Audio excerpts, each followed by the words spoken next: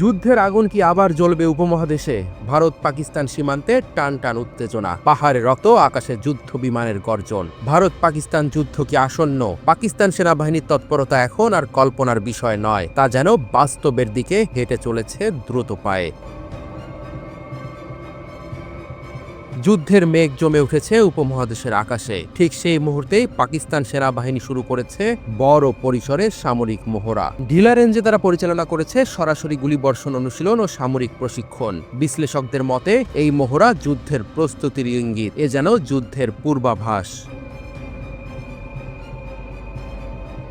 এই তৎপরতা এসেছে এমন এক সময়ে যখন জম্মু কাশ্মীরের পর্যটন স্বর্গ পহেলগাম রকে রঞ্জিত।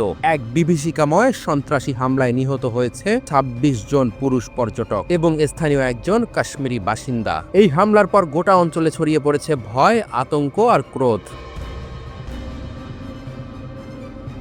এই মর্মান্তিক হামলার দায় স্বীকার করেছে পাকিস্তান সমর্থিত সন্ত্রাসী গোষ্ঠী দ্য রেজিস্ট্যান্স ফ্রন্ট, যা মূলত লস্কর-ই তৈয়বার একটি ছায়া সংগঠন। তারা দাবি করেছে কাশ্মীরে ৮৫,০০০ বহিরাগত বসতির বিরুদ্ধে প্রতিবাদ হিসেবেই তারা এই হামলা চালিয়েছে। এমন বার্তায় যেন আরও জ্বলে উঠেছে আগুন। পাকিস্তান অবশ্য হামলায় জড়িত থাকার অভিযোগ অস্বীকার করেছে। নিহতদের পরিবারের প্রতি জানিয়েছে আনুষ্ঠানিক সমবেদনা। ভারতের মধ্যে তৈরি হয়েছে যুদ্ধ ক্ষোভ, যেন প্রতিটি নিঃশ্বাসে প্রতিশোধের জ্বালা।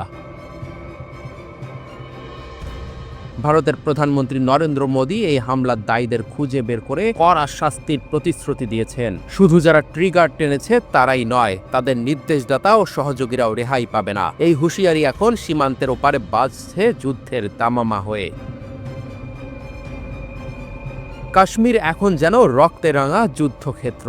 ভারত সরকার কিছুদিন আগেই দাবি করেছিল কাশ্মীরের সন্ত্রাসী সহিংসতা কমে এসেছে, পরিস্থিতি স্থিতিশীল। এই হামলা সেই দাবিকে যেন ছিন্ন ভিন্ন করে দিয়েছে। ২২ এপ্রিল হামলা ২০১৯ সালের পর কাশ্মীরের সবচেয়ে প্রাণঘাতী সন্ত্রাসী হামলা। বন্দুকধারীরা নির্বিচারে গুলি চালায় নিরীহ পর্যটকদের ওপর। গোটা ভারত শোকে বিহ্বল, আর ক্ষোভে ফুঁসছে সীমান্তের প্রতিটি প্রহরী। ভারতের সাবেক সেনা ও গোয়েন্দা কর্মকর্তারা সরাসরি অভিযোগ করেছেন এই হামলার পেছনে রয়েছে পাকিস্তানের সেনাবাহিনীর সক্রিয় মদত, এবং এবার তারা আর ধৈর্য ধরতে রাজি নন। তাই দৃঢ় তড়িৎ জবাব। ঠিক যেমন ২০১৯ সালে পুলওয়ামা হামলার পর ভারত পাকিস্তানে বিমান হামলা চালিয়েছিল, সে হামলার পাল্টা জবাবে পাকিস্তান ভারতীয় একটি যুদ্ধ বিমান ভূপাতিত করেছিল এবং তার পাইলটকে বন্দী করেছিল। পরে কূটনৈতিক চাপের মুখে তাকে ফেরত পাঠানো হয়। সেই স্মৃতি এখনো জাগ্রত। এবার নতুন আগুন যেন আরো বড় বিস্ফোরণের ইঙ্গিত দিচ্ছে। কাশ্মীরকে ঘিরে এই সংঘর্ষ নতুন কিছু নয়। ১৯৮৯ সাল থেকে শুরু হওয়া ভারত বিরোধী সশস্ত্র আন্দোলনে এ পর্যন্ত কয়েক হাজার মানুষ প্রাণ হারিয়েছে। কিন্তু ২০১৯ সালে ভারতের কেন্দ্রীয় সরকার জম্মু ও কাশ্মীরের বিশেষ স্বায়ত্তশাসন বাতিল করার পর পরিস্থিতি নাটকীয়ভাবে পাল্টে যায়। অঞ্চলটি এখন কেন্দ্রশাসিত। বহিরাগতরা সেখানে জমি কিনতে পারছে, চাকরিও পাচ্ছে। পর্যটন বেড়েছে, কিন্তু বাড়ছে অসন্তোষও। এই সিদ্ধান্তের পর পাকিস্তানের সঙ্গে সম্পর্ক চরম খারাপ হয়েছে। এখন তো যুদ্ধের একেবারে কিনারায় দাঁড়িয়ে আছে দুই পরমাণু শক্তিধর দেশ।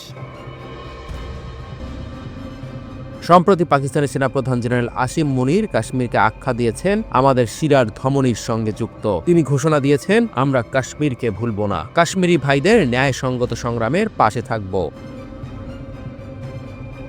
ভারতের জনমত আরও কঠোর পদক্ষেপের জন্য প্রস্তুত। সীমান্তে সেনা মোতায়েন বাড়ছে, যুদ্ধ বিমান, রাডার, ড্রোন সক্রিয় হচ্ছে।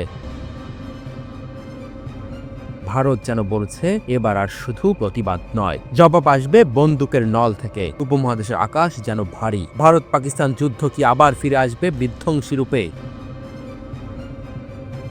সময় দেবে উত্তর, কিন্তু আজ এই মুহূর্তে কাশ্মীরের পাহাড়ে বাতাস থমকে গেছে, পর্যটকের পদচারণা থেমে গেছে, বুলেটের শব্দ যেন বাতাসে ছড়িয়ে পড়া কান্না।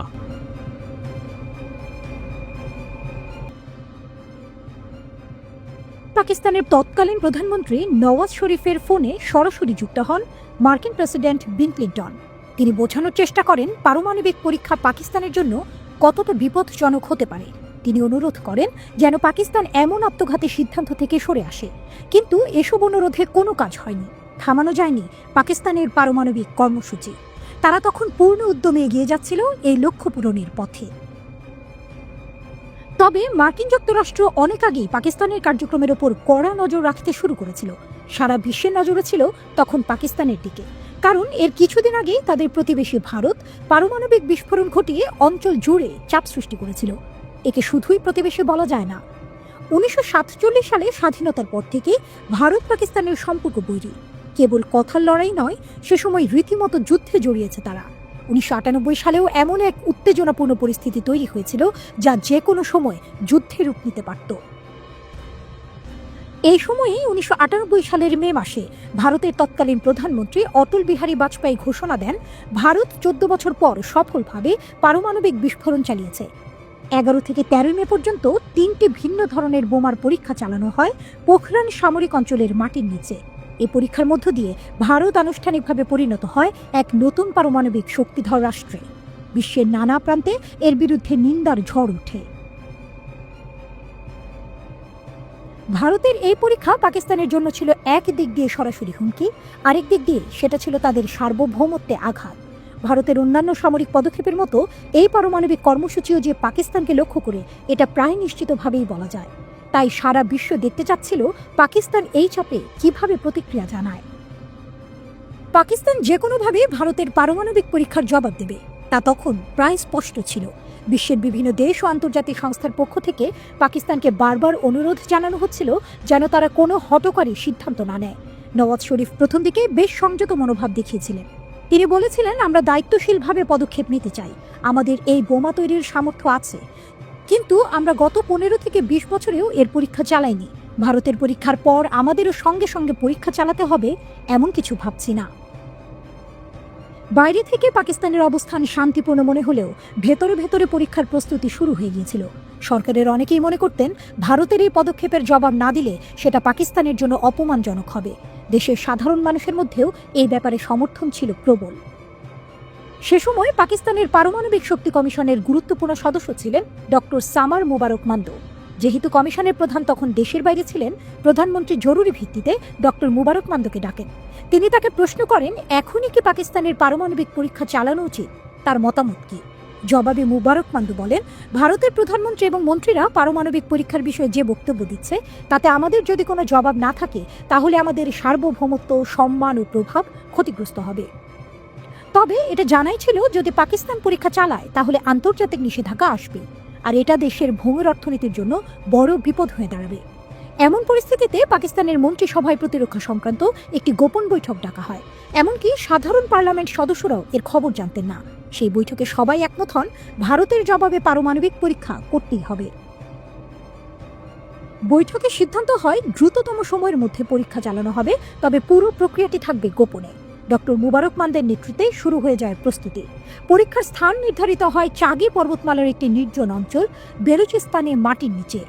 এই পরীক্ষা পাকিস্তানের জন্য ছিল বিশাল চ্যালেঞ্জ।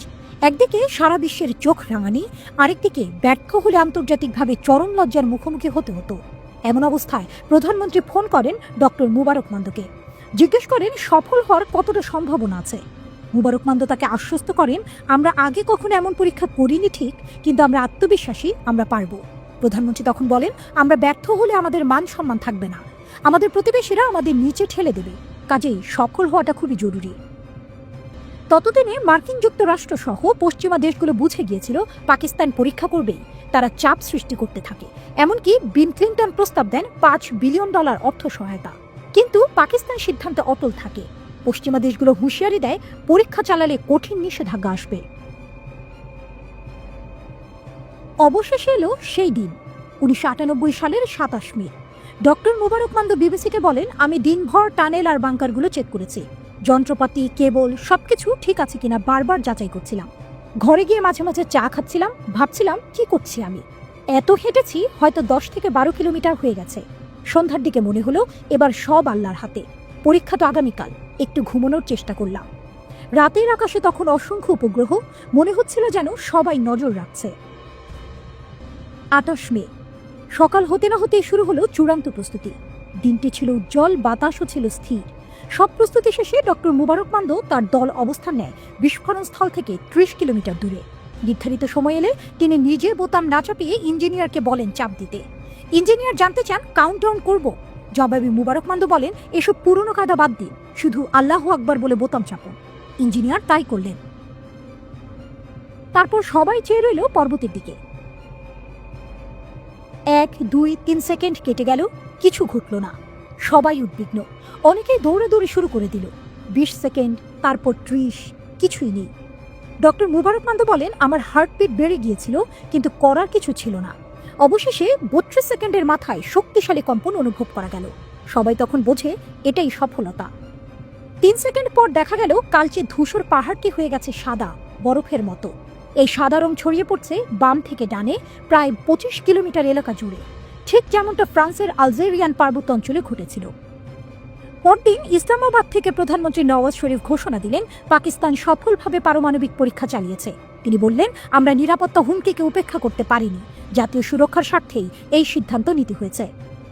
পরীক্ষার পরপরই মার্কিন প্রেসিডেন্ট বিল ক্লিন্টন পাকিস্তানের উপর কঠোর নিষেধাজ্ঞা ঘোষণা করলেন। বিভিন্ন দেশ ও সংস্থাও নিন্দা জানাতে শুরু করল, তবে পাকিস্তান কোনো প্রতিক্রিয়া দেখায়নি।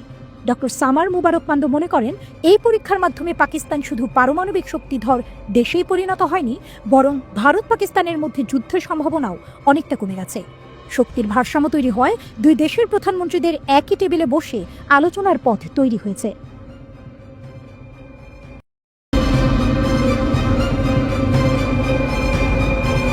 ড্রাগনের ডানা পেল পাকিস্তান। ভারতের আকাশে ঘনাচ্ছে অদৃশ্য বিপদ। চীনের স্টেলথ ঈগল এখন পাকিস্তানের মুঠোয়। পাকিস্তানের হাতে এবার চীনের J-35A মাইটি যুদ্ধবিমান, একটি পঞ্চম প্রজন্মের স্টেলথ ফাইটার জেট, যা ভারতীয় আকাশের নিরাপত্তা কবজায় নিতে পারে। অত্যাধুনিক 40টি এই যুদ্ধবিমানের চুক্তি প্রায় চূড়ান্ত, আর এরই মধ্যে চীনে প্রশিক্ষণ নিচ্ছেন পাক পাইলটরা। বিশ্লেষকদের মধ্যে এই যুদ্ধবিমান দক্ষিণ এশিয়ার ভূরাজনীতির ম্যাপ বদলে দেওয়ার মতো অস্ত্র।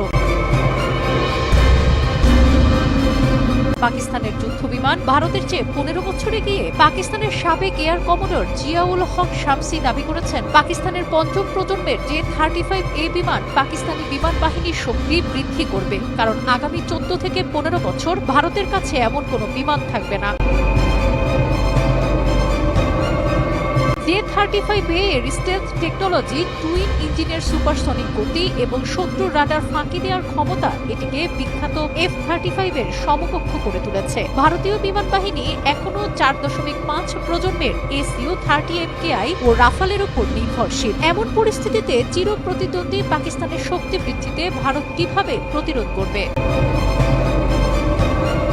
চীন পাকিস্তান বন্ধুত্বের নতুন অধ্যায়। পাকিস্তান ও চীনের এই চুক্তি শুধু অস্ত্রের লেনদেন নয়, অলওয়েদার পার্টনারশিপেরও এর প্রতীক। চীন ইতিমধ্যে পাকিস্তানকে JF-17 J-10C যুদ্ধবিমান দিয়েছে। এবার J-35A দিয়ে বন্ধুত্বের সুর আরো গভীর। উল্লেখ্য, চীন J-20 মাইটি যুদ্ধবিমান শুধু নিজের জন্য রেখেছে, কিন্তু J-35A কে রপ্তানির জন্য উন্মুক্ত করেছে, যেন পাকিস্তানকে বলছে, বন্ধু তুমিই প্রথম। ভারতীয় প্রতিরক্ষা বিশেষজ্ঞরা ইতিমধ্যে সতর্ক বার্তা দিয়েছেন যে J-35A পাকিস্তানের হাতে মানে ভারতের রাডার সিস্টেম অকার্যকর। পাকিস্তান যদি এই বিমান দিয়ে গভীর ভূখণ্ডে হামলা চালায়, ভারতের পক্ষে তা শনাক্ত করাই কঠিন হবে। অন্যদিকে ভারতের পঞ্চম প্রজন্মের যুদ্ধ বিমান AMCA প্রকল্প এখনো ড্রয়িং বোর্ডে। এখন সংকটে যুক্তরাষ্ট্র কি F-35A দিয়ে সাহায্য করবে? কিন্তু সমস্যা অন্য জায়গায়। ভারতের রাশিয়ান S-400 মিসাইল সিস্টেমের সঙ্গে F-35 এর সামঞ্জস্য নেই।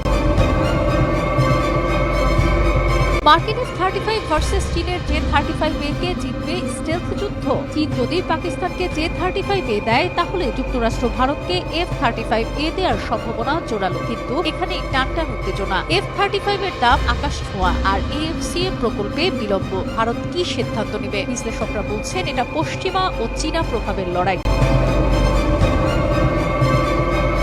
নাটকের শেষ অঙ্ক। পাকিস্তানের ড্রাগন উড়ান ভার্সেস ভারতের অগ্নিপথ। পাকিস্তান পুরনো F-16 ও মিরাজ বিমান প্রতিস্থাপন করে J-35A নিয়ে আকাশের রাজত্ব কায়েম করতে চায়, আর ভারত তাদের সামনে এখন দুটি রাস্তা, হয় আমেরিকা F-35A কিনে চীনের মোকাবেলা করা, নয়তো নিজস্ব প্রযুক্তিতে বিশ্বাস রেখে AMCA ত্বরান্বিত করা।